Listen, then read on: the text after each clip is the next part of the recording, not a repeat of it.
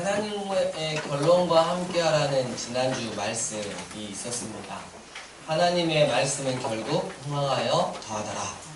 이 하나님의 결론에 우리의 명운을 걸고 함께하자고 했습니다. 하나님은 전지하시고 모든 것들을 다 알고 계시고 전능하셔서 못하는 게 없으셔서 당신 홀로 구원의 역사를 충분히 해 나가실 수 있지만 우리 하나님 바나바와 같고 바울과 같고 베드로와 같은 자들, 안디옥 교회와 같고 예루살렘 교회와 같은 교회들이 하나님의 결론을 알고 거기에다가 자신의 운명을 거는, 그래서 하나님만 일하실 수 있도록 기도하고 말씀하시는 하나님께 순종할 때 하나님은 당신과 함께하길 열망하는 그 자들을 통해 당신의 결론을 이루어 가신다고 했습니다. 다같이 사도행전 12장 24절 말씀 함께 암송하시겠습니다. 살아계신 하나님의 말씀, 하나님의 말씀은 흥망하여 더하더라. 사도행전 12장 24절 말씀. 아멘. 처음인 것 같습니다. 처음부터 끝까지 딱 부러지게 암송이 된 것 같아요. 여러분들은 좀 긴 요절에 굉장히 강하신 것 같아요. 네, 넘어가겠습니다. 이제 사도행전은 결정적인 전환점에 도달했습니다. 부활하신 주님의 명령, 오직 성령이 너희에게 임하시면 너희가 권능을 받고 예루살렘과 온 유대와 사마리아와 땅끝까지 이르러 내 증인이 되리라에 따라 증인들은 예루살렘과 온 유대와 사마리아에서 예수 그리스도에 대해 증언했습니다. 참 복음이신 예수님을 담대히 증언했습니다. 그리고 이제 시야를 땅끝으로 넓혀갑니다. 복되게도 안디옥 교회에는요 설교자들과 교사들이 많았습니다. 바나바, 그리고 니게르라고 하는 시므온인데요, 추측컨대 거의 90% 이상 이 니게르가 흑인이라는 뜻이거든요. 시몬은 누구를 이렇게 하냐면 구레네 사람 시몬, 생각나시나요? 예수님의 십자가를 대신 지었다. 강력한 하나님의 은혜가 임했죠. 그의 아들 알렉산더와 루포가 있는데 초기 기독교 공동체에 널리 알려졌던 걸로 봐서는 이 니게르라고 하는 시므온이 바로 구레네 시몬이지 않나 그렇게 추측을 해봅니다. 또 구레네 사람 루기오, 통치자 헤롯의 조언자 마나엔, 그리고 바울이라고 하는 사울. 하루는 그들이 인도하심을 바라고 금식하며 하나님을 예배하는데 성령님께서 말씀하셨습니다. 바나바와 사울을 따로 세워 내가 그들에게 명하는 일을 맡겨라. 그들은 두 사람을 세웠습니다. 그리고 간절함과 순종하는 마음으로 금식과 기도 가운데 안수하여 두 사람을 떠나 보냈습니다. 감정적으로 중요한 일을 처리하지 않고 금식하고 기도하며 바나바와 바울을 향한 하나님의 부르심을 확인했던 안디옥 교회 공동체, 결탄코 성령님의 지시를 거스르지 않았던 안디옥 교회 공동체. 내가 내게 지시할 땅으로 가라. 마치 아브라함을 부르심과 다를 바 없는 가라는 명령은 분명하였으나 가야 할 땅과 해야 할 일은 분명치 않았던 바울. 담대한 믿음의 발걸음을 내딛어 하나님의 부르심에 응답하는 바울과 바나바. 그들은 24km 떨어진 항구 실루기아로 내려가 배를 타고 바나바의 고향인 구브로 섬에 갔습니다. 바울과 바나바는 그곳에서 사람들을 마음속까지 뒤흔들어 버리는 주님의 가르침을 전했습니다. 이제 그곳을 떠나 바울이 태어난 땅 소아시아 그 남쪽 해안으로 건너갔습니다. 그리고 약 19km 정도 내륙 쪽으로 걸어서 버가라는 곳에 도착했습니다. 그곳에서 마가 요한을 예루살렘으로 돌려보내고 버가에서 더 나아가 비시디아 안디옥이라는 도시에 이릅니다. 안식일이 되니 우리가 주일이 되어 교회에 예배드리러 가는 것처럼 바울과 바나바도 회당에 들어가 앉았습니다. 회당의 예배는 쉐마, 즉 들으라 이스라엘, 우리 하나님 여호와는 오직 유일한 여호와이시니 너는 마음을 다하고 뜻을 다하고 힘을 다하여 내 하나님 여호와를 사랑하라와 몇몇 기도로 시작합니다.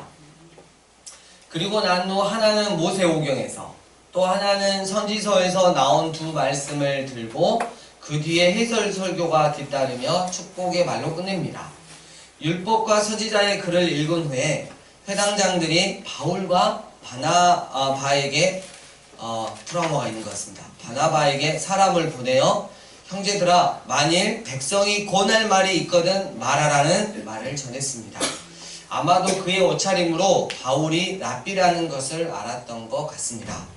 바울은 이스라엘 역사를 간략하게 말하면서 강조하고 있는 것이 있으니 그것은 바로 하나님이 먼저 주도적으로 은혜를 베푸셨다는 것이었습니다. 하나님은 우리 조상들을 택하시고 애굽 땅에서 높여주셨습니다. 하나님은 광야에서 그들이 저지른 행동을 참아주셨습니다. 가나안 7 족속을 멸하셨습니다. 그 땅을 기업으로 주셨습니다. 바울은 한숨 돌리면서 덧붙였습니다. 가나안 정착 후에 하나님은 이스라엘에게 사사, 즉 재판자를 주셨습니다. 그들에게 첫 번째 왕으로 사울을 주셨습니다. 그 다음에 다윗을 내 마음에 드는 사람이라고 부르시면서 왕으로 세우셨습니다. 이제 다윗에게 이르자 바울은 곧바로 다윗의 후손인 구주 예수님에게로 비약하며 자기에게서 예수님에게로 눈을 돌리라고 말한 준비자인 세례 요한을 언급합니다. 바울은 이제 세례 요한의 본보기를 따라 회당의 회중의 모든 주의를 예수님께 향하게 할 수 있었습니다. 바울은 이제 구원의 말씀인 예수님께 집중합니다. 예수님의 죽음과 부활에 집중하며 그 두 사건이 모두 하나님이 성경에서 미리 말씀하신 것의 성취임을 보여줍니다. 바울은 예루살렘 사람들과 지도자들이 안식일마다 회당에서 그렇게도 많이 읽었던 선지자들의 말을 제대로 알지 못했기 때문에 결국 예수님을 정죄하는, 그렇지만 선지자의 말을 이루고 마는 불쌍한 자들이 되었다고 말합니다. 그들은 예수님을 정죄할 만한 아무런 적절한 근거를 찾을 수 없었지만 빌라도에게 그를 죽여달라 하였다는, 결국 그들은 하나님의 저주를 받은 장소인 그 나무 십자가에서 예수님을 죽였다는, 그러나 하나님이 죽은 자 가운데서 그분을 살리셨으며 그분이 갈릴리로부터 예루살렘까지 같이 올라간 사람들, 즉 사도들에게 나타내 보이실 수 있도록 하셨다는 겁니다.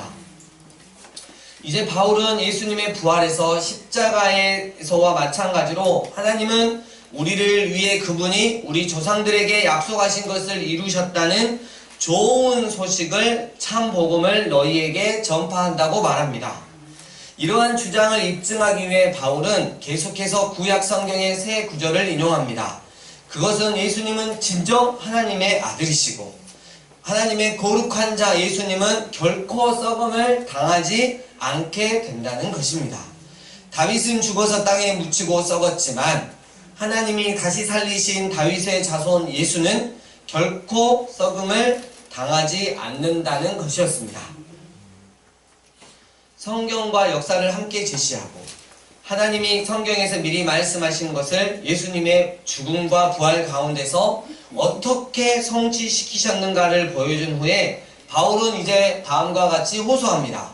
그러므로 형제들아, 너희가 알 것은 오직 예수님을 힘입어 죄 사함을 너희에게 전하는 이것이며 또 모세의 율법으로 너희가 의롭다 하심을 얻지 못하던 모든 일에도 오직 예수님을 힘입어 의롭다 하심을 얻는 이것이라. 그런즉 너희는 선지자들을 통하여 말씀하신 것이 너희에게 미칠까 삼가라. 일러스되 보라 멸시하는 자들아, 너희는 놀라고 멸망하라. 내가 바로 너희 눈앞에서 일을 행할 것인데 그 일이 눈앞에 닥쳐도 너희는 믿지 않을 것이다 하였느니라. 여러분, 선택은 언제나 분명한 것입니다. 한편으로는 십자가에 못 박히셨다가 다시 살아나신 예수님을 힘입어 죄사함이 약속되어 있었습니다. 왜냐하면 예수님을 힘입어 믿는 자마다 의롭다 하심을 얻기 때문입니다. 즉 하나님 앞에서 의롭다고 선포되기 때문입니다. 모세의 율법으로는 그 누구도 의롭다고 인정을 받을 수 없습니다. 우리는 모두 율법을 범했으며 하나님의 심판을 벗어나지 못하는 죄인일 뿐입니다. 그러나 예수님으로 말미암아 누구든지 믿는 사람, 즉 그분을 신뢰하는 사람은 의롭다고 인정을 받습니다. 다른 한편으로는 죄사함을 주겠다는 것과는 대조적으로 그것을 거부하는 사람에 대해서는 정말 엄숙한 경고가 떨어집니다. 예수님을 믿지 않고 오히려 멸시하는 사람들은 결국 멸망당할 것을, 그리고 심판받아 영원한 형벌에 처해진다는 것입니다. 즉각적으로 나타난 반응은 엄청나게 호의적이었습니다. 사람들이 관심을 예수님에 대해서 갖게 되었습니다. 그들은 더 들려달라고 간청했습니다.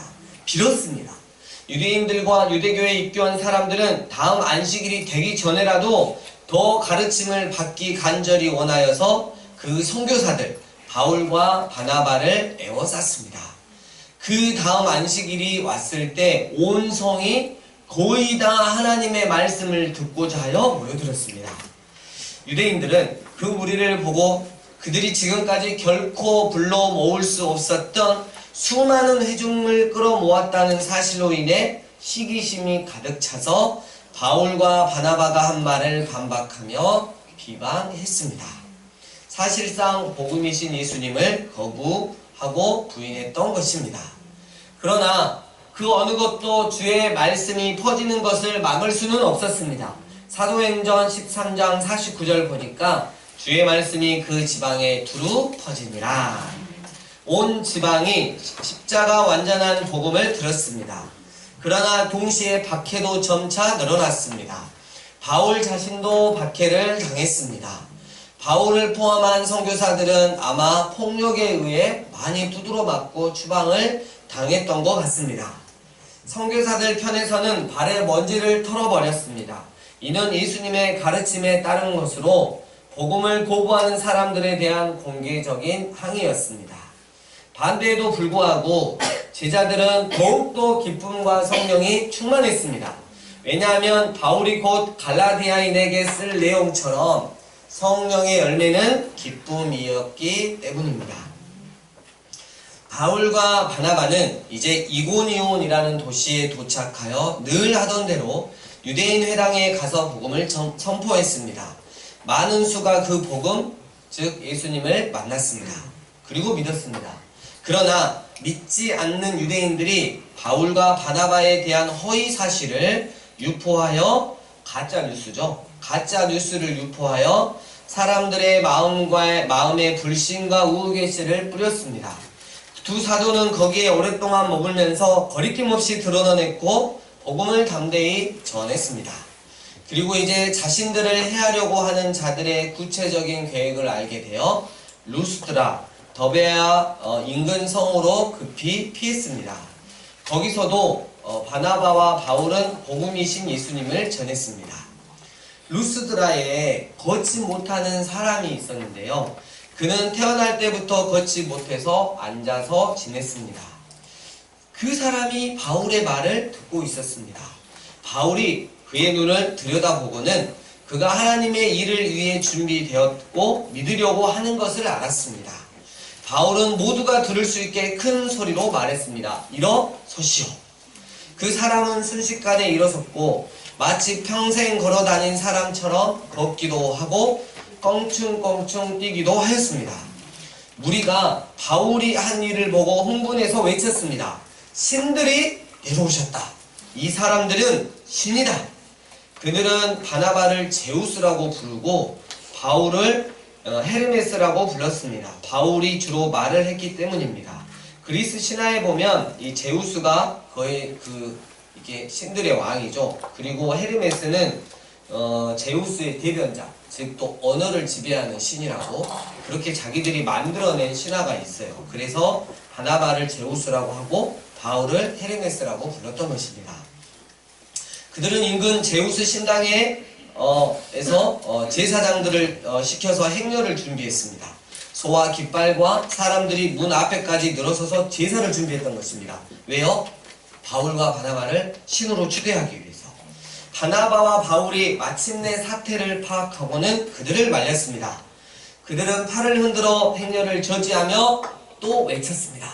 도대체 무엇을 하는 것입니까? 우리는 신이 아닙니다. 우리도 여러분과 같은 사람일 뿐입니다. 우리는 여러분에게 복음이신 예수님을 전하기 위해 여기에 왔습니다. 신이니 뭐니 하는 어리석은 미신을 버리고 살아계신 하나님을 받아들이도록 여러분들에게 권하려고 온 것입니다. 우리가 하나님을 만들 수는 없습니다. 하나님께서 인간과 만물, 하늘과 땅과 바다와 그 안에 있는 모든 것들을 만드셨습니다. 우리 앞선 세대에는 하나님께서 각 나라마다 자기 길을 가게 두셨습니다. 그러나 그때도 하나님께서는 아무 단서 없이 버려둔 것이 아닙니다. 그분이 좋은 자연을 만들어 주셨고 때를 따라 비를 내려 주셨으며 풍성한 곡식들을 주셨습니다.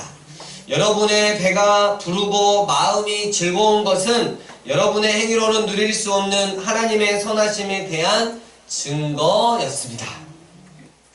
그들이 급히 열변을 토하고 나서야 그들을 신으로 모시려는 무리의 제사 행위를 겨우 막을 수 있었습니다. 그 후에 유대인들 일부가 이전에 바울이 들렸던 안디옥과 이고니온에서부터 바나바와 바울을 쫓아와서 변덕스러운 무리를 부추겨 그들에게 악감정을 품게 했습니다. 그 무리가 의식을 잃을 정도로 바울에게 돌을 던졌고 그리고 성 밖으로 끌고 가 죽도록 내버려 두었습니다. 그러나 제자들이 그를 둘러서자 바울은 의식을 되찾고 일어났습니다. 그는 다시 성 안으로 들어가서 다음날 바나바와 함께 더베로 떠났습니다. 바울과 바나바는 더베에서 복음을 선포하고 든든한 기둥이 될 제자들을 세운 후에 오던 길로 되돌아가서 루스드라와 이고니온을 거쳐 안디옥에 이르렀습니다. 그들은 제자들의 삶에 힘과 기운을 북돋아 주고 처음에 믿은 것을 굳게 붙들어 거기서 떠나지 말라고 당부했습니다. 그것이 쉽지 않으리라는 것을 그들에게 분명히 했습니다. 누구든지 하나님 나라에 지원하는 사람은 반드시 많은 어려움을 겪어야 합니다. 바울과 바나바는 비시디아를 지나 밤빌리아로 되돌아왔고 버가에서 복음을 전했습니다. 마침내 그들은 아탈리아에 도착해서 배를 타고 처음 출발점인 안디옥 교회로 돌아왔습니다. 하나님의 은혜로 시작해서 이제 하나님의 은혜로 무사히 돌아온 것입니다. 그들은 그곳에 도착하자마자 교회 회중을 모아놓고 그동안의 여행을 보고했습니다. 하나님께서 어떻게 자신들을 사용하셔서 믿음의 문을 활짝 열어 주셨는지, 그래서 어떻게 모든 민족이 교회로 돌아올 수 있게 되었는지를 자세히 이야기했습니다. 그들은 그곳에 머물면서 제자들과 오랫동안 여유있게 교제를 나눴습니다. 이로써 바울의 1차 선교 여행이 끝나게 되었습니다. 말씀을 정리합니다. 안디옥 교회는 성령님의 지시를 받아 바나바와 바울을 따로 세워 기도하며 축복하며 선교사로 파송합니다. 아브라함부터 사도 바울에 이르기까지 믿음의 사람들은 하나님의 부르심에 적극적으로 순종하는 것을 우리는 볼 수 있습니다. 드디어 하나님께서 택한 그릇 사도 바울의 1차 선교 여정이 시작되었습니다. 바나바의 고향이기도 했던 구브로 섬, 그곳에서 주님의 가르침을 전했습니다. 다음으로 소아시아의 비시디아 안디옥, 안식일에 바울은 회당에 들어가 복음을 선포하였습니다. 예수님의 십자가의 죽으심과 부활에 집중해서 그 두 사건이 하나님께서 구약 성경을 통해 미리 말씀하시고 예언하셨던 성취임을 증거하셨습니다. 이제 회당에 앉아 있었던 사람들이 선택을 분명하게 할 것을 권면합니다. 오직 예수님을 힘입어 죄사함을 받고 하나님 앞에 의로운 인생이 될 것인지, 아님 결국 멸망당해 심판받을 것인지. 그들 대부분은 복음이신 예수님에 대해 더 간절히 반응했습니다. 그 다음 안식일에는 온 성이 거의 다 십자가 완전한 복음을 듣고자 하여 모였습니다. 늘 이럴 때 등장하는 해방꾼들이 있습니다. 사단의 앞잡이들. 하지만 살아계신 하나님의 말씀이신 예수님은 그럴수록 더 퍼져 나갔습니다. 바울은 복음을 거부하는 자들을 통해 폭행당하고 박해를 받아 이고니온으로 발길을 돌립니다. 바울이 슬퍼했냐고요? 주님을 원망했냐고요? 아니요.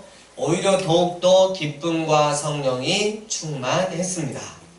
이고니온에서도 거침없이 복음이신 예수님을 선포했습니다. 루스드라에서도 복음이신 예수님을 선포했습니다. 특별히 바울은 그곳에서 태어날 때부터 걷지 못한 사람, 그러나 예수님을 믿을 믿음이 준비되었던 사람을 고쳐주었습니다. 이 일을 지켜본 사람들이 바나바와 바울을 신으로 삼고 경의를 표하기 위해 제사를 지내려고 했습니다. 여기서 우리는 바울의 참 겸손을 볼 수 있습니다. 전 여러분과 같은 사람입니다. 전 복음이신 예수님을 전하는 그저 주님의 도구일 뿐입니다. 이 일들은 다 주님께서 행하신 일입니다. 그러니 여러분의 시선을 주님께로 돌려주십시오. 유대인의 일부가 안디옥과 이고니온에서부터 쫓아와서 무리들을 충동질하여 악감정을 품게 하고 바울을 돌로 쳤습니다. 언제까지요? 바울이 죽을 때까지. 바울이 죽었다고 판단되었을 때 그들은 성 밖으로 끌고 나가 내버렸습니다. 그러나 제자들이 바울을 둘러섰을 때 바울은 의식을 되찾았습니다. 저 같으면 이제 복음 전하는 거 그만하고 그냥 안디옥 교회로 돌아갔을 것인데, 그 정도만 해도 충분히 했다고 생각했을 것인데, 복음을 살고 복음을 선포했던 바울에게 찾아왔던 죽을 만큼의 수많은 돌멩이들. 바울은 더베로 발걸음을 옮겨 거기서도 복음을 전했습니다. 교회를 세웠고 주님의 제자들을 세웠습니다. 그리고 또 다시 1차 선교 여행 중 들렸던 도시들을 굳이 다시 찾아가서 주님의 제자된 자들의 삶에 힘을 더해주고 복음이신 예수님을 굳게 붙들어 거기서 절대 떠나지 말 것을 당부합니다.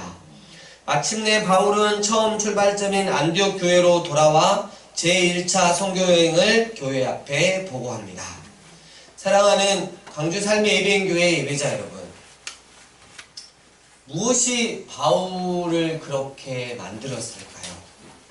한치의 물러섬도 없이 참 복음이신 예수님을 선포하고 선택을 분명히 하라고 했던, 폭행을 당하고 어려움을 당해도 성령의 열매인 기쁨으로 충만했던, 그 어떠한 기적을 행함에도 자신의 위치를 알고 겸손함으로 주님만 높여드렸던, 돌로 맞아 죽임을 당할 뻔했는데도 결코 멈추지 않았던 복음의 열정, 또 다시 찾아가 복음이신 예수님으로 굳게 설 것을 당부하고 또 당부했던, 무엇이 바울을 그렇게 만들었을까요?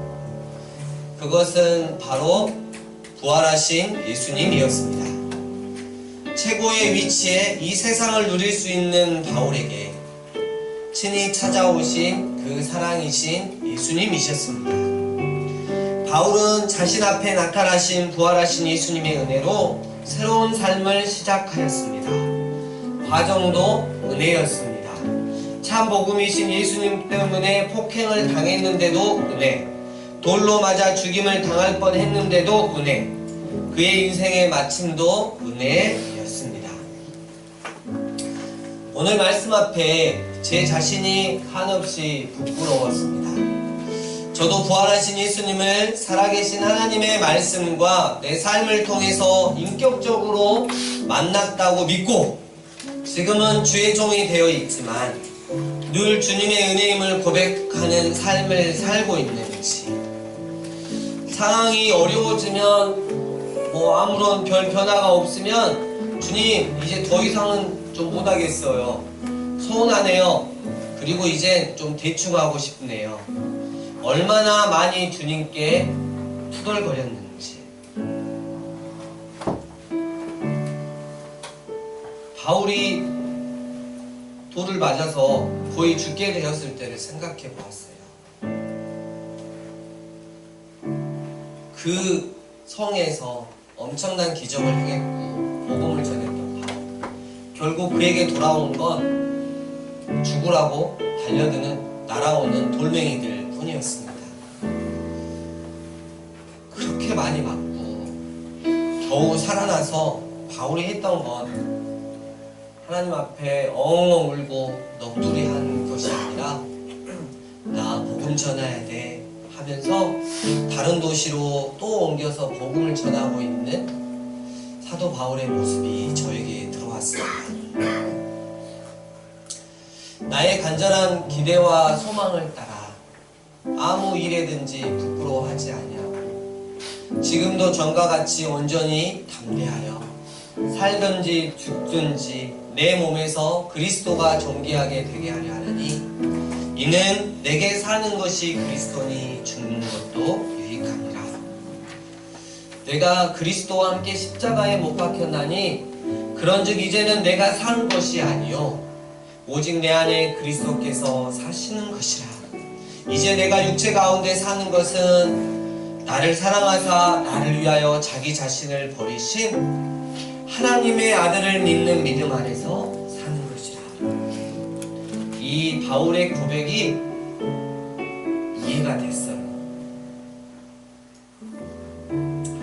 저와 우리도 나중에 우리의 달려갈 길 다 간 후에 주님께 우리가 살아온 모든 것들이 다 주님의 은혜였노라고 바울처럼 고백할 수 있었으면 좋겠습니다. 저의 인생의 마지막이 어쩌면 행복할까?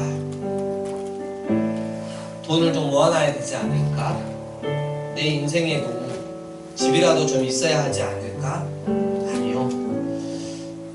저는 정말 상상하면서 너무 행복한 그런 마음을 주님께 품었습니다. 내 인생의 끝자락에 그래도 너네 스쿨에서 성경 수업 하라고 허락해줘서 그 아이들에게 살아계신 하나님의 말씀을 가르치고 그걸로 행복해하고 그리고 방학이 되면 저 북한 땅으로 가서 또 복음을 전하고 그러다가 주님 품에 안겼으면 너무 좋겠다. 제 인생의 마지막은 그랬으면 좋겠다 라는 결론을 맺었습니다. 우리 주님의 은혜로 시작해서 주님의 은혜로 마칠 수 있는 복된 자들 되시길 주의 이름으로 부탁드립니다. 우리가 주님께 우리의 전부를 맡겨드릴 때 주님은 우리를 먹이시고 입히시고 영원한 천국으로 인도해 주실 것입니다. 할렐루야. 주신 말씀 가지고 기도하며 나아가겠습니다. 함께 기도하시겠습니다.